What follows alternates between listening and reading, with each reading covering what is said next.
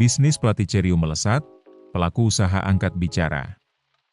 Jadi kalau ngomongin pasar Platycerium itu adalah pasar tanaman yang paling dinamis ya. Jadi ketika mungkin tahun ini berbeda, 2 tahun yang lalu berbeda, 3 tahun yang lalu berbeda. Untuk saat ini pasar yang paling besar adalah pasar jenis Vechi-Vechia yang dimana itu bukan asli Indonesia, itu dari Australia base-nya.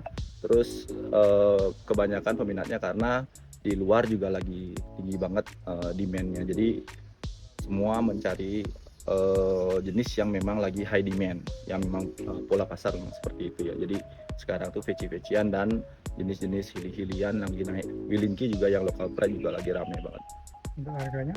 Untuk harganya kemarin untuk veci lumayan tinggi ya, sekarang di range harga 2 jutaan sekarang yang harga yang kecil.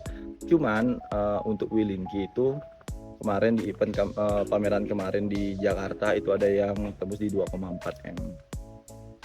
Oke, bisa dibilang kan kalau ini mungkin bisa jadi inspirasi juga dengan dari hobi dan akhirnya jadi diseriuskan. Bisa diceritain sendiri untuk Herlet sendiri sebenarnya ini kira-kira tuh bisa menjadi salah satu bisnis yang menjanjikan untuk ke depan. Jadi untuk skala bisnis, kita ngomongin skala bisnis, saya pun berasal dari rumahan dulu. Rumahan di mana kita tuh tidak pernah berpikir bahwa ini yang bakalan jadi bisnis awalnya. Awalnya cuma kecintaan saja, habis itu berkembang. Otomatis ketika kita berhobi kan selalu ada hasil dari sebuah hobi. Yang dimana Platycerium ini hasilnya adalah anakan. Anakan tidak mungkin kita keep semuanya kan. Kita pasti sharing ke teman-teman atau minimal barter. Dari situlah mulai ada pergerakan ekonomi. Jadi kalau ngomongin tentang pola bisnis, ngomongin tentang value bisnis itu sangat besar sekali karena kan tidak akan mengganggu aktivitas utama kita sebenarnya.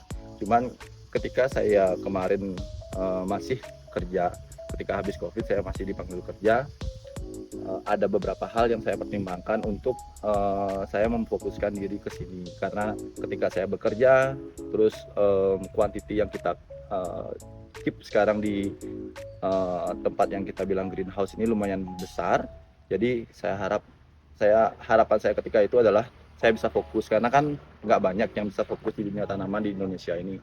Jadi saya harap ketika itu saya mau fokus saja deh, dan dengan kalkulasi yang matang juga ketika kerja di hospitality industry atau di perhotelan gitu.